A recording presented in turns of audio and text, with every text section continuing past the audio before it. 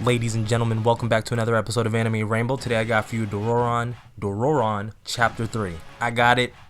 It's only going to get better from here. But what is going on in Chapter 3? Well, we finally get some information regarding the samurai of the Izanagi Corps and what they are and kind of how they operate. We also learned the name and some information on the lady samurai we saw back in Chapter 1 and the end of Chapter 2. Her name is Miss GinChiyo.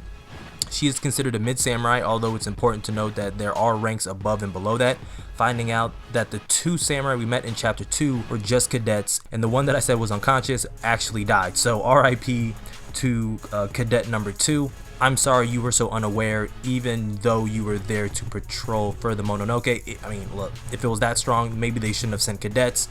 Or if it wasn't that strong because Dora one-shotted it, your cadets need to be better trained. Now, we get to see GinChiyo's reaction to learning a comrade had died, and her initial reaction was, I won't let anyone die. Well, that's noble, but we are literally just told that someone had died, so she is already failing at that goal. But the fucked up part about this lady, and kind of the interesting part, is that she is only upset the person died is because it'll affect her promotion status in the future. Alright, so while everyone is making comments about how she's going out on patrol every night despite being top of the mid-samurai leaderboards or whatever they got to track how many Mononoke you slay, she's only slaying Mononoke, at least from what I can tell from this chapter, for the promotion status of her career, and she doesn't really care about comrades. And what she's actually saying is they get in the way because of if they die. So she storms off. So flash forward, we pick up with Dora and he is back home in his apartments, and in this process of being evicted because he doesn't pay the rent. The landlord furious because he said that he was going to be a shoo-in to become a samurai back in Chapter 1. But we know he possesses no spiritual energy at all after the test, so this is picking up probably the next day or maybe 2 days later. So he has to get out. He has no money, he has no job prior, you have to get out. So Kasunagi in this moment, he's upset because he believes that Dora is being evicted because of all of the fancy food that he's been feeding him. And I'm like, what do you mean fancy food?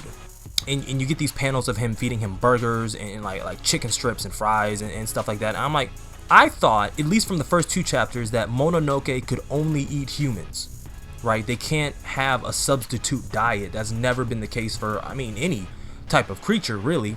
Vampires have to have blood. Yeah, you have weird ones, but generally speaking, the mythos around them, they have to have blood, right? Ghouls from Tokyo Ghoul, they had to have humans. There was no substituting this craving other than coffee, realistically. So apparently Mononoke have an unrestricted diet, but because Kasunagi has never had human meat before, he doesn't have those cravings. So is it a loophole? Yes. Could other Mononoke do this? Yes. You could, in theory, round up a bunch of Mononoke and keep them alive by feeding them regular human foods and try to find a cure for them, but I'm not going to sit here and try to figure this out. Dora doesn't really get it. He doesn't get a lot of things, actually. He says on page 4, if you leave, we leave. Bro, you haven't paid your rent in God knows how long. You was always going to leave. So clearly he doesn't get it, right? But he doesn't have to, because a knock comes at the door. He thinks it's his landlord, so when he opens it up, it's just this massive shock that comes into his mind that it's GinChiyo. Hey, she's flashing her mid-samurai badge at him, and I don't know why he's surprised. He didn't cover his face. He probably went right back to his house. Surveillance footage around the docks of the piers, I'm sure there's so many ways they could have found his location. It's ridiculous. But Dora, in this moment, he says that he doesn't have any business with the Izanagi force, and he tries to close the door. Little does he know, being a part of the Izanagi force and having honed that spiritual energy that they have, they can sense Mononoke through walls. Like, I guess if you just get to a certain rank, you can sense them through walls. This is a very convenient tool, one that I hope they don't forget about in the future. But yeah, there's nothing that Dora can do to hide Kasunagi in this moment. She bursts through the door and immediately goes on the offensive trying to slay this nigga. So when everything pops off, Dora's like, hey, defend yourself, and he's like, nah, I don't want to, because this goes back to him not wanting to hurt humans. So he refuses, even if his life's in danger, to bring harm to a human. So Dora has to try to intervene in this moment. So they have this back and forth. You know, there's a lot of tussling going on. There's a lot of deception going on. Kasunagi actually manages to transform in the shape of Dora to deceive GinChiyo, which was actually really clever. And they managed to get out the front door. or they try to get out the front door, right? As soon as they get to the door, they just start walking like they're clear of everything, but they're not, right? She's in your house, she's right behind you. You're literally not out your front door, and you're chilling right now, and she wants to kill this little dude. But because of all the commotion, and because she's wielding a sword and she's sliced through the floor, very thin flooring, the landlord pops up. And the landlord in this moment, it was like, yo, you can't be doing all of this roughhousing. You owe me money, you owe me more. I think it's like 1,000,000 yen or something like that, something absurd. So GinChiyo comes out of pocket and say, hey, I paid this, right? That's on you, I got you, don't worry about it. So she tries to recruit him as this collaborator of such with the samurai. So he's not joining the Izanagi Corps, he's just working with her to help further her career. That's pretty much it. And she holds this over his head by saying, hey, I just paid your rent. Well, yeah, because you busted in my door and started slicing up the entire apartment. That doesn't mean I'm obligated to join this with you. But because he is strapped for money, because he has no job, and I guess he's still evicted, I would definitely still kick you out after this, right? But assuming he still gets to live there because he just got paid everything that he was owed, so hopefully he might live there, he might relocate, I would hope so. But it doesn't seem as though this is really going to be chilled under wraps, so to speak. GinChiyo is another person who is cool with the concept of working with a Mononoke.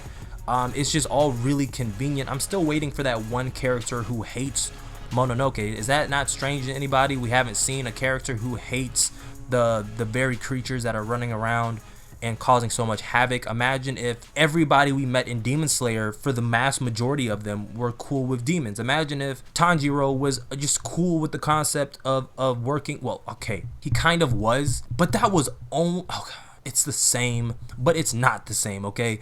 Nezuko and Tanjiro had a familiar tie because they were brother and sister.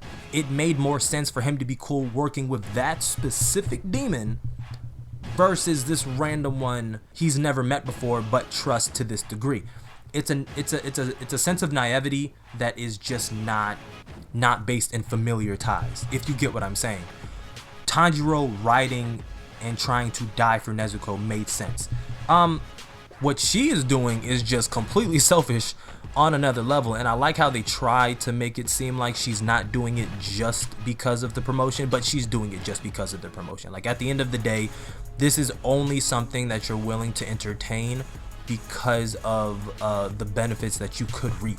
You even mentioned like working, you even like do like this little gag reel where you mention that it's probably treason. No, it is. It definitely is treason because you're supposed to be slaying these things, and they're just very comfortable with them. We don't have a character who hates them just yet. So we'll see in the next chapter, but I've rambled on long enough. If you made it to the end, thank you. If you are new, go plus ultra and smash that subscribe button. Let me know you rock with the content that I put out on the channel. Like the video if you like the video, dislike the video if you dislike the video. Comment on the video your thoughts about what you think is going on and how you're liking this series so far. This is chapter 3. I believe there is one more chapter coming out, and by the time this chapter comes out, there'll probably be about 2 more chapters. But subscribe if you're brand new. I will keep the content coming frequently as infrequent as possible. Subscribe if you're brand new, and like always, until next time, I'm out.